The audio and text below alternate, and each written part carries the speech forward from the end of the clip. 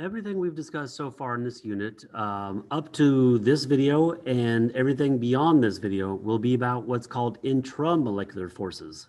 Intramolecular forces are forces that are within a molecule that hold the atoms to make the compound what it is. What we're going to talk about in this video is something called intermolecular forces. Intermolecular forces are the forces or the weak interactions that happen between molecules, not within the molecules like an ionic, a covalent, or metallic bond, but between the molecules that allows them to behave like a liquid or a gas and allows them to interact with each other, okay? That's called an intermolecular force. So like it says here at the top of your screen, IM forces, which is intermolecular forces, are attractive forces between neighboring molecules. We're not talking about the covalent molecules or covalent bonds, excuse me, that make the molecule and that hold it together.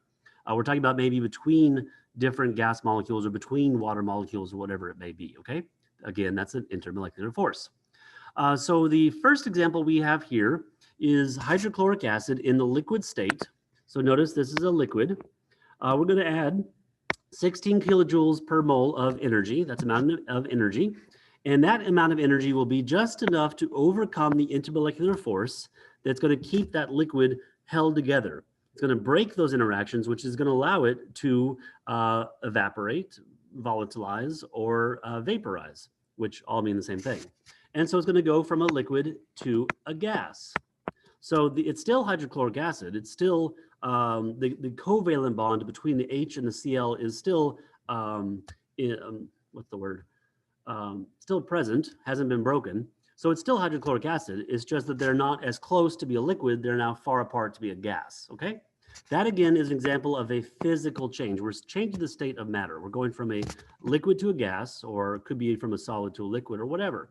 But we're just changing the intermolecular forces. So this is an example of changing the intermolecular forces, or IMF for short. On the other hand, what we have on the bottom scenario is we have hydrochloric acid. We're going to add a substantially more amount of energy, 431 kilojoules per mole. That's a lot more than 16. And what it's going to do is it's going to easily overcome the intermolecular force and even break the covalent bond itself. It's going to snap that molecule in half. It's going to break that polar covalent bond, and it's going to release hydrogen and chlorine. It's literally breaking the molecule in half. That is an example of a chemical change, which is basically another word for a chemical reaction. Changing hydrochloric acid into hydrogen and chlorine are completely different things. Hydrochloric acid is a very potent acid. Hydrogen and chlorine are both gases. So we're changing the fundamental structure of what it is. That again is a chemical reaction. So we're not talking about the bottom one in green. We'll be getting to that in the next chapter. What we're talking about today is the top part, which is in blue, the changing of the intermolecular forces. Okay, the next thing I'm going to talk about is something called the London dispersion forces. London dispersion forces were named after a guy named London. And basically what it is a very, very short, very fleeting, like a nanosecond interaction between neighboring atoms as they come in close proximity to each other. So for example, if I'm going to draw you guys a normal scenario, so this is going to be our normal scenario. Okay, normally you'd have a tiny itsy bitsy nucleus located somewhere in the center, and then around it we would have our electrons whizzing around at incredible speeds, speed of light. And they're going to be flying around that nucleus, in this case in 2 dimensions, but of course in real life it's in 3 dimensions. I just can't draw in 3 dimensions very easily. So the electrons, notice in my drawing, are evenly dispersed around the nucleus, and they're whizzing around at super high speeds in all dimensions and every single angle you could possibly think of, coming in and out and so on, right? That's a regular situation of a 2 neighboring atoms, again, between different molecules. Over here, on the other hand, I'm going to try to draw what that might look like as they come into close proximity. So this will be the London dispersion example.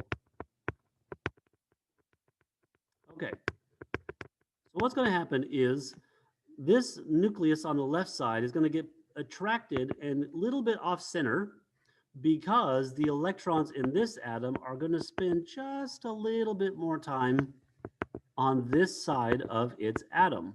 Now, again, they're moving at the speed of light, so this is not a very long-term interaction. This is not in any way permanent. This is like here now, gone now, very, very quick, okay? Now, what that's going to do is it's going to basically not form an actual bond, but it's going to form an interaction between the electrons of this atom on the right and the nucleus of the atom on the left.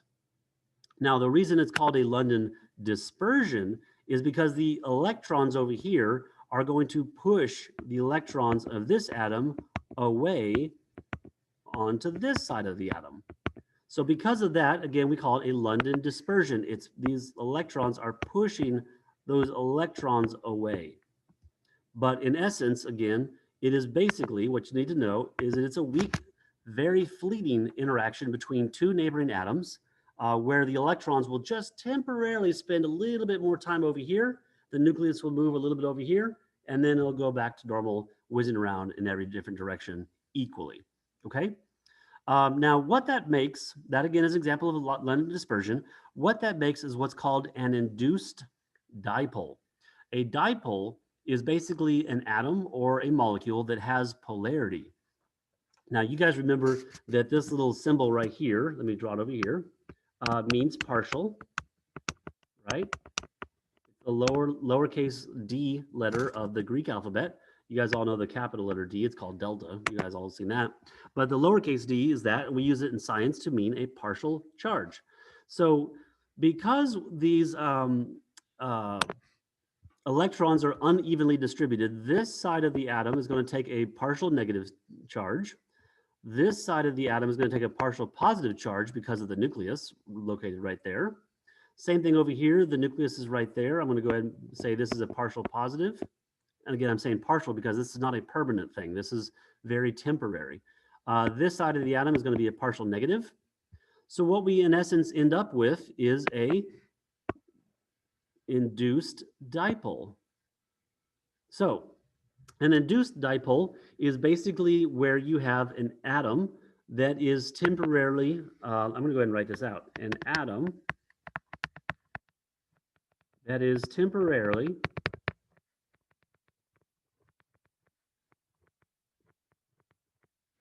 I feel like I'm misspelling that, polarized. Now, again, if you're not really comfortable on what polarized means, it means a positive side and, of course, a negative side.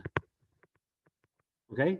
Again, notice over here in this normal situation over here, there is no polarity. The negatives are equal all around the center nucleus.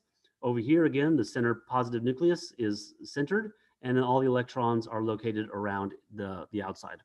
So an induced dipole would be kind of like this right here.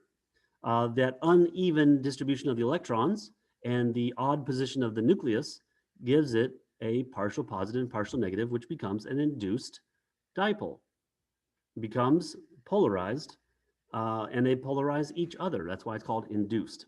Now, London dispersion forces do depend on the number of electrons. That is true because the more electrons you have around this atom, then the more likely this is to occur. So more electrons mean this interaction, which is not strong in any way, is going to be just a little bit stronger. It says here, London dispersion forces act between all atoms and all molecules. That is correct. It does not matter if you're polar or non-polar or anything like that, or even if you're ionic. This could happen between all molecules, okay? Happens between everything. As I'm holding my little stylus, spinning it between my fingers, there are dipole interactions going on, excuse me, not dipole, London dispersion forces going on between my fingertips and this little stylus. The last one it says is London dispersion forces are the only intermolecular force between nonpolar molecules and noble gases. So these examples I just drew in the center of your page could actually be two noble gases. Those could be argon, krypton, helium, doesn't matter what they are, but this can also form between uncharged noble gases that do not want to interact with each other, but when they come in close proximity, they could create a very short London dispersion force, which is one of the reasons or one of the ways we're actually able to make liquid hydrogen.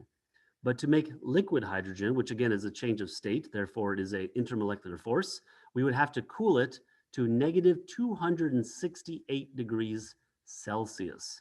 Negative 268 degrees Celsius in order to get those molecules to slow down enough, those atoms to slow down enough for the London dispersion forces to be strong enough to hold the atoms together enough to make a liquid. Okay? All right, so that is the London dispersion force. Again, it is very fleeting, very short, does not last very long. It is here now and it's already gone. It's just a quick, weak interaction between neighboring molecules as they interact. All right, the next one we're going to talk about is something called a dipole. A dipole is basically where you have a molecule with polarity. So for example, if I was to draw ammonia, ammonia looks like this. So there's my ammonia molecule. As you guys all know, this is a polar compound. We have the partial negative over here, the partial positive down here and to the right and to the left. The reason why this is negative to the top, of course, is because we have those unbonded pair of electrons, plus the nitrogen is a much bigger atom. The electrons from the hydrogen are going to spend the majority of their time around the nitrogen and not much time around the H's. So there's a far more negative distribution around the nitrogen as opposed to the hydrogens down here. So that's going to be what's called a dipole. This is a polar molecule, and therefore it is always a dipole. Another example would be water. So water, of course, looks kind of like this. And that, of course, is a dipole because we have, again, partial negative, partial positive, okay? So those are dipoles. They have two poles, a positive and negative, and again, that's the literal definition of a dipole. So if I was going to arrange a dipole, let's just pretend that one of these ovals right here is a molecule. Let's just say that over here is the positive end and negative end. Then what would go on the left side of this? Would it be a negative? No, because that would repel. So this molecule would flip and rotate until the positive end is near this negative end. So that means this would have to be negative. And then again, for this molecule, we definitely would have another positive here and a negative there. Going in the bottom row, in order to attract that negative, this would have to be a positive and negative and positive and negative. The reason why they would automatically and spontaneously arrange like that is because, of course, we have these dipole-dipole interactions like that. So positive negatives attract, like charges repel. So if we had a whole bunch of water molecules all floating together, like say in a glass of water, they're all going to arrange themselves automatically into something kind of like this, where the positive ends and negative ends will interact, but the positives will repel the positives, and likewise the negatives repel the negatives. So that's a dipole-dipole interaction. Another example I wanted to go through with you guys really quickly is something called a dipole ionic. So a dipole ionic, let me go ahead and write that out for you, dipole ionic. All right, so in this particular case, what we have is let's say, I'm gonna use my good friend water.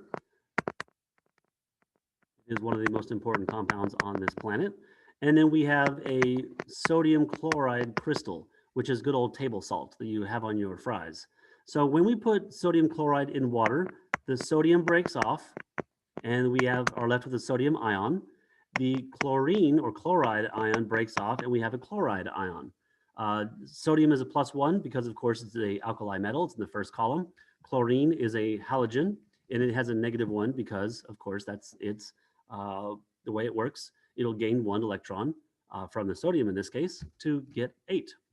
So when we put that into water, what we're going to get is sodium chloride will break apart and we're going to be left with a sodium ion and a chlorine ion. Now, because that is the case, this water molecule is going to want to arrange itself so that its negative is near the positive, or its negative, in this case, the oxygens, are near the sodium, because, of course, for water, this is the negative end, this is the positive end. So what we have here, again, is a dipole ionic interaction. The positive is with the negative is with the positive. This is one of the reasons why water is so good at dissolving ionic compounds, such as salt or other ionics, even rock, is because water has a dipole. It has a partial positive and a partial negative, and so it can dissolve by removing the two ions and holding on to them themselves with weak dipole ionic interactions. So this is one type of dipole. This is two types of dipoles, and this is the third type of dipole right down here. So a hydrogen bond is a very specific type of dipole. It is between the nitrogen of a one compound and the hydrogen of a second compound, or the oxygen of one compound and a hydrogen of a different compound, or a fluorine of one compound and a hydrogen from a different compound. Now, these are not of the same compound. This is not an N bound to an H, okay? Please don't misunderstand this. This is the nitrogen from one compound bound to an H of an entirely different molecule, okay? So a good example would be right over here, we have a hydrogen bond. And again, what that is this interaction between the hydrogen of the top water and the oxygen of the bottom water. Again, it is an example of a dipole-dipole because, of course, there is the positive and negative, but it's a little bit more specific because it's specifically called a hydrogen bond because it's a little bit more powerful. It's a little bit longer lasting than just a basic dipole-dipole. So that's called a hydrogen bond. Again, the hydrogen bond, as you learned from last year in biology, is responsible for holding DNA molecules together, holding the nitrogenous bases together, keeping the DNA molecules zipped up when it's not being used. It's also responsible for the cohesion of water, where water can bond to water. It's responsible for the adhesion of water, where water will want to bond to surfaces. It's responsible for the surface tension of water. Why, if you jump off a diving board and belly flop, it's going to hurt really bad. But if you go in at a nice sharp angle, like a nice dive, you'll pierce right through the water because there's not much area. Therefore, it doesn't hurt very much. It's also responsible for the specific heat capacity of water, meaning it takes a lot of energy in order to heat up or to cool some water. So all of those are because of the fascinating dipole-dipole interaction called a hydrogen bond that is found in water. All right, again, these right here, just remember these are intramolecular and they all have much higher melting points than any of these because, of course, they are actual bonds. What we're talking about right here are interactions between molecules. They are far weaker than any of those three. Okay, so to finish this out, we have CH4. CH4 is called methane.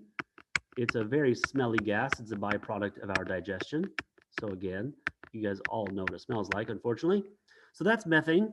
Methane is a perfectly non-polar covalent molecule. There is no uneven distribution of charges. Therefore, it does not fall into any of the three dipoles.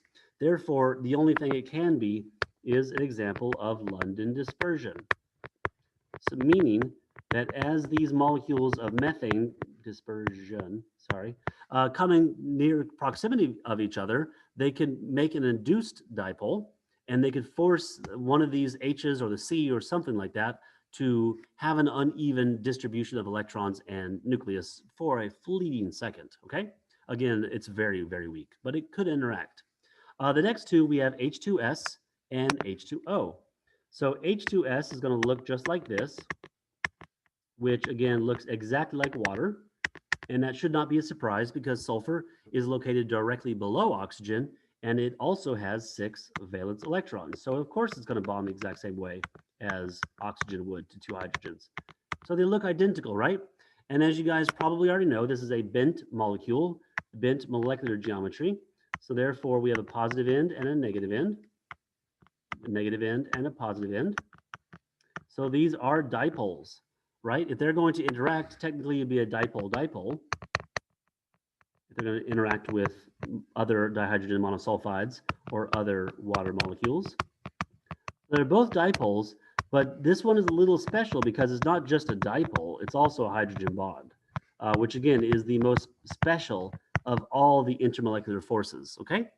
So the last question on your notes to finish up this entire packet, it says, which of these three would have the highest melting point? Now, again, a melting point is a measure of the strength of the intermolecular forces, the forces that are holding the molecule either as a solid or holding them in a liquid where they're able to freely rotate and be fluid, but not go too fast, or completely whiz off into the air, which would be a gas. So the strongest with the uh, most strong intermolecular force would be the hydrogen bond. So if I had methane, dihydrogen monosulfide, and water in 3 different pots, pretending they're all liquids, which again, the first 2 are actually gases.